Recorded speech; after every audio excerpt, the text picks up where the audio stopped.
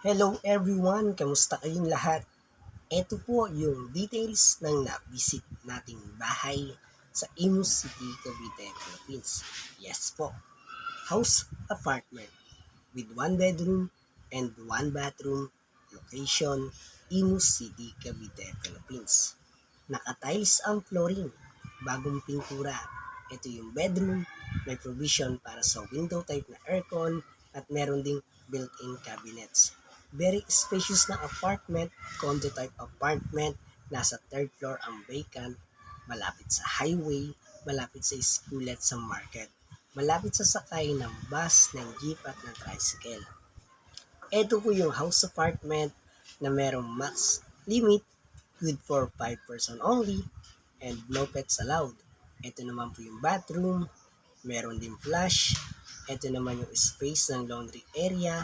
Very spacious na apartment, house apartment with 1 bedroom sa Imus City, Cavite, Philippines. Ito pong bahay na locate natin today, April 2025. At marami pa pong iba.